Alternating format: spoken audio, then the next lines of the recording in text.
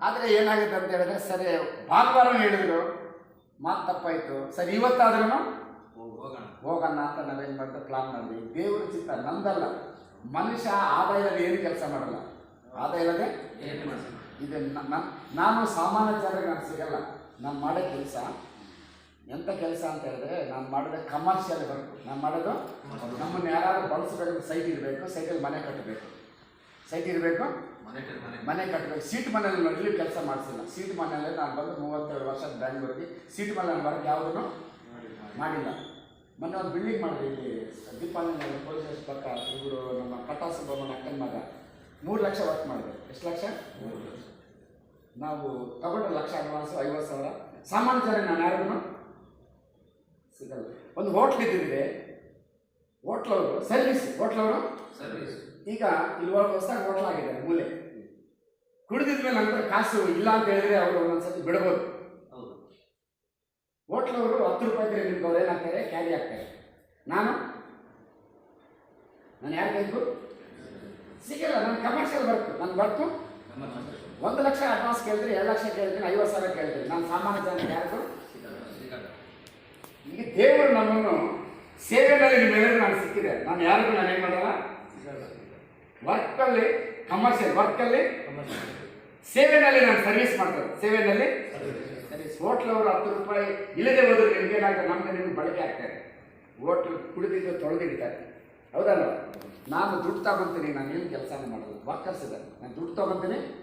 ನಾನು iron ಬಟ್ಟೆನೋ sync ಆಗಲ್ಲ. Owner ಜೊತೆ ಮಾತಾಡಿ ವರ್ಕರ್ಸ್ ಇದ್ದಾರೆ, ಅವ್ರು ಮಾಡ್ತಾರೆ. ನಾನೇನು ಅದೇ ತಿಂಗಳಿಗೆ ನನಗೆ 1 ಲಕ್ಷ ದುಡ್ಡು ಸಿಗುತ್ತೆ. ಆದರೆ ಅದನ್ನು ನಾನು ಇವತ್ತು ಕೆಲಸನೂ ನಾನು ಕಡಿಮೆ ಮಾಡಿಕೊಂಡು ಇವತ್ತು ನಾನು ಸಮಾಜ ಸೇವೆಯಲ್ಲಿ ಎಲ್ಲಿದೆ. ಒಬ್ಬರು ಬದಲಾಗಿದ್ರೆ ಸಾಕು. ನೀವು ಬದಲಾಗಿದ್ರೆ ನಿಮ್ಮ ಕುಟುಂಬ ಸಂತೋಷವಾಗಿದೆ. ಕುಟುಂಬ ಈಗ ನಿಮ್ಮಿಂದೆ ಹೆಂಡತಿ ಮಕ್ಕಳಿದ್ದಾರೆ, ಅವ್ರು ಕಾಯ್ತಾ ಇದ್ದಾರೆ, ಇವ್ರು ಬದಲಾಗಿ ಬರ್ತಾರೆ ಅಂತ. ಅವ್ರು ಮದುವೆ ಮಾಡಬೇಕು, ಅವ್ರ ಎಜುಕೇಷನ್. ಹೌದಲ್ವ? ಈಗ ನಮ್ಮ ಜೀವಿತದಲ್ಲಿ ದೇವ್ರು ಒಳಗೆ ಬಂದಿದ್ರು, ಅದೇನಾಗುತ್ತೆ, ಅದನ್ನು ನಾನು ರಿಜೆಕ್ಟ್ ಮಾಡಿದೆ. ಏನು ಮಾಡಿದೆ ನಾನು? ದೇವ್ರು ನಮ್ಮ ಸುತ್ತಲೂ ಒಂಥರ ಬೇಲಿ ಆಗಿದೆ. ನಮ್ಮ ಸುತ್ತಲೂ ನೋಡಿ, ತೋಟ ಸುತ್ತಲೂ ರೈತ ಏನು ಮಾಡ್ತಾನೆ, ಬೇಲಿ ಆಗಿದೆ. ತೋಟ ಏನಾಗುತ್ತೆ, ಸೇಫ್ ಆಗುತ್ತೆ. ಮತ್ತೆ ಅದು ಯಾರು ಮುಟ್ಟಾಗಿ ಇವತ್ತು ದೇವರು ನನ್ನನ್ನು ಸೇಫ್ ಆಗಿ ಮಾಡಿ ಬೇಲಿ ಹಾಕಿ ಇಟ್ಟಿದ್ದಾನೆ. ಕವಾಬ್ಗೆ ಹುಚ್ಚಿದೆ. ಮತ್ತು ಬಾರ್ಗೆ ಹೋಗಿ ಕವಾಬ್ಗೆ ಬಾರ್ಗೆ ಜನ ಏನಂತಾರೆ, ಕುಡ್ದವನೇ ಅದನ್ನು ಬಿಟ್ಟಿದೆ. ಅದನ್ನು ನಿಜವಾಗ್ಲೂ ಇವತ್ತು ಜೀವಿತದಲ್ಲಿ ಸಂತೋಷ, ಸಮಾಧಾನ, ನೆಮ್ಮದಿಯಾಗಿ ನಾನು ಬಾಳ್ತಿದ್ದೆ. ನೆಕ್ಸ್ಟ್ ತಿಂಗಳು ನಾವು ತಮಿಳ್ನಾಡಿಗೆ ಹೋಗ್ತಾ ಇದ್ದೀವಿ. 32 ಸೆಂಟರ್ ಇದೆ ಅಂತ. ಅಲ್ಲಿ ಪಾರಿ ಅಂತ ಒಬ್ಬರು ರಿಯಾಬ್ ಮಾಡಿದ್ರು. ಲಕ್ಷ್ಮಣ ಸೆಂಟ್ರಲ್ಲಿ ರಿಕವರಿ ಆಗಿದ್ರು. 32 ಸೆಂಟರ್ ಇದೆ ಅಂತಲ್ಲಿ. ಎಷ್ಟು ಸೆಂಟ್ರು? 32 ಸೆಂಟರ್ ಇದಂತೆ ರಿಯಾಬು. ನಾವು 4 ಜನ ಇದ್ದಾರೆ. ಹೋಗಿ 1 ವಾರ ಅಲ್ಲೇ ನಿಂತ್ಕೊಂಡು ಆ 32 ಸೆಂಟರ್ ಏನು ಮಾಡಬೇಕು ನೋಡಿಕೊಂಡು ಒಂದು ಸಂದೇಶ ಕೊಟ್ಬಿಟ್ಟು, ಅಂದರೆ ನನ್ನ ತಮಿಳು ಬರಲ್ಲ ನಮ್ಮ ಜೊತೆ ಇದ್ದಾರೆ. ಆಸೆ ಇದೆ, ನಮಗೇನಿದೆ ಪಾರಿಯಲ್ಲಿ. ಅವರು ಅಲ್ಲಿ ಬಂದಿದ್ರು ನಮಗೆ ಲಕ್ಷ್ಮೀನಾರಾಯಣ ಹಬ್ಬದ ದಿನ, ಅವ್ರು ಹುಟ್ಟಿದಬ್ಬ, ಸೋಬ್ರದ ದಿನ. ಇದು ಒಂಥರ ದೇವಸ್ಥಾನ ಅಂತ ಹೇಳಿದ್ರು. ನನಗೆ ಅಷ್ಟುವರೆಗೂ ಅದು ನನಗೆ ಅದೇನಾಗಿಲ್ಲ, ಆ ಕ್ರಾಶ್ ಆಗಿಲ್ಲ.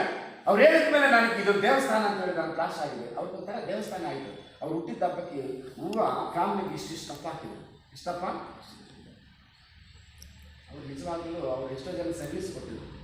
ಅವರು ಆಸ್ತಿ ಮಾಡಿಲ್ಲ, ಸರ್ವಿಸ್ ಕೊಟ್ಟು ಅವ್ರ ಹೆಸರಿದೆ. ಅವ್ರ ಹೆಸರಿಲ್ಲ. ಒಂದು ಸಂದೇಶ ಇಲ್ಲಿ ಬರೋದು ಒಳ್ಳೇದೇ. ಒಂದು ಸಂದೇಶ ಸಿಗ್ತಾ ಇದೆ. ದೇವರ ಸಂದೇಶ ಅವ್ರು ಏನು ಮಾಡಬೇಕು, ಗಟ್ಟಿಯಾಗಿ ಏನು ಮಾಡ್ಬೇಕು, ಅದನ್ನು ಇಟ್ಕೋಬೇಕು. ನಾನು 2 ಹೇಳಿದೆ. ಒಂದು ಕೊಳ್ತೋಗಿರೋದು ಸಂದೇಶ ಹೇಳಿದೆ, ಒಂದು ಉದ್ಧಾರ ಆಗಿರೋ ಸಂದೇಶ. ಅದು ಯಾವ ಮೇಲೆ ನಿಮ್ಗೆ ಗಮನ ಇದೆ? ಉದ್ಧಾರ ಆಗಿದ್ದ ಮೇಲೆ ಗಮನ ಇದೆ. ಕೊಳ್ತೋಗಿರೋ ಅನುಭವ ನೆನಪಿಗೆ, ಹಾಳಾಗಿರೋ ಅನುಭವನು ನಿಮಗೆ ಅದು ಬೇಕಾಗಿಲ್ಲ. ಯಾವುದು ಉದ್ಧಾರ ಆಗಿದೆ ಅದ್ರ ಮೇಲೆ ಏನು ಮಾಡಬೇಕು, ಗಮನ. ದೇವರು ಪ್ರೀತಿಸೋರು, ಎಲ್ಲರೂ ಪ್ರೀತಿ ಮಾಡ್ತಾರೆ. ದೇವ್ರು ಏನು ಮಾಡ್ತಾರೆ, ಎಲ್ಲರನ್ನೂ. ಈಗ ನಾವು ಗಂಡು ಮಕ್ಕಳು ಬಂದಾರ ಪ್ರೀತಿ, ಹೆಣ್ಮಕ್ಳು ಬಂದಾರ ಪ್ರೀತಿ. ನಮಗೆ ಒಪ್ಪಂದ್ರ ಗಂಡು ಮಕ್ಕಳು ಕೇಳಿದ ತಕ್ಷಣ ಕೊಟ್ಬಿಡ್ತೀವಿ. ಹೆಣ್ಣು ಮಕ್ಕಳು ವಿರಾಮ ಸಂಬಳ ಬಂದಿಲ್ಲ, ನಿಮ್ಗೆ ಗೊತ್ತಾಗಲ್ಲ. ನನ್ನ ಮಗ ಬೈಕ್ ಕೊಡಿಸು ಅಂತ ಹೇಳಿ, ನಾನು ಕೊಡಿಸಲ್ಲ ಅಂತ ಹೇಳಿದ್ರೆ, ಮಟನ್ ಮಾಡೋದ್ರೆ ಬೈಕ್ ತಗೊಂತು ಅಂತ ಹೇಳಿದ್ರೆ, ಸೈಟ್ ಸೇಲ್ ಮಾಡಿ BD ಸೈಟ್ ಬೈಕ್ ಕೊಡಿಸಿದೆ. ಏನು ಮಾಡ್ದೆ ನಾನು, BD ಸೈಟು 4 ಮೇಲೆ 20-30. ನಾನು ತಗೊಂಡು 5-20, ಮಾರಿದ 24 ಇವತ್ತು 90 ಲಕ್ಷ ಇದೆ. ಹೆಣ್ಮಕ್ಳು ಕೇಳಿದ್ರೆ ನಾನು ಕೊಡ್ತೀನ, ಇರಾಮ ಕೊಡ್ತೀನಿ, ನಿಮ್ಗೇನು ಗೊತ್ತಾಗಲ್ಲ.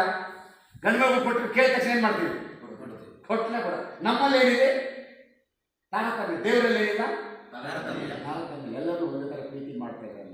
ನೀವು ದೇವ್ರ ಉದ್ದೇಶ ಗೊತ್ತಾ? ಪ್ರಪಂಚದಲ್ಲಿ ಯಾವುದೇ ಮೂಲ ಇರಲಿ, ಗಂಡ ಹೆಂಡತಿ ಮಕ್ಕಳು ಸಂತೋಷವಾಗಿ ಸಮಾಧಾನವಾಗಿ ಗೌರವವಾಗಿ ಬದುಕಬೇಕು. ಹೆಂಗೆ ಬದುಕಬೇಕು? ಸಂತೋಷವಾಗಿ ಸಮಾಧಾನವಾಗಿ ಮರ್ಯಾದಸ್ಥರಾಗಿ ಗೌರವವಾಗಿ ಬದುಕಬೇಕನ್ನೋದು ದೇವ್ರ ಇಚ್ಛೆ. ಇವತ್ತು ದೇವ್ರ ಇಚ್ಛೆ ನಮ್ಮ ಜೀವನದಲ್ಲಿ ಏನಾಯಿತು? ಸಂಪೂರ್ಣವಾಗಿ ಸಕ್ಸಸ್ ಆಗಿದೆ. ನಿಮ್ಮ ಜೀವಿತದಲ್ಲಿ ಏನಾಗಿದೆ? ಸಕ್ಸಸ್ ಆಗಿಲ್ಲ. ನಿಮ್ಮ ಜೀವಿತದಲ್ಲಿ ದೇವರ ಪ್ಲಾನ್ ಏನಾಗಿಲ್ಲ? ಸಕ್ಸಸ್ ಆಗಿಲ್ಲ. ನಮ್ಮ ಜೀವಿತದಲ್ಲಿ ದೇವರ ಪ್ಲಾನ್ ಏನಾಯಿತು? ಸಕ್ಸಸ್ ಆಯಿತು. ದೇವರಿಗೆ ನಾವು ಚೆನ್ನಾಗಿರ್ಬೇಕಂದ್ರೆ ದೇವ್ರ ಉದ್ದೇಶ. ನಾವು ಹೆಂಗಿರ್ಬೇಕು? ಹಾಳಾಗಬಾರ್ದು. ನಾವೇನಾಗಬಾರ್ದು? ಕುಟುಂಬ ವ್ಯವಸ್ಥೆ ಕಟ್ಟಿದ್ದು ದೇವರು. ಕುಟುಂಬ ವ್ಯವಸ್ಥೆ ಕಟ್ಟಿದ್ದು ದೇವರು. ವಿರೋಧಿನ ಹಾಳು ಮಾಡ್ತಾನೆ, ದೇವ್ರು ಏನು ಮಾಡ್ತಾನೆ?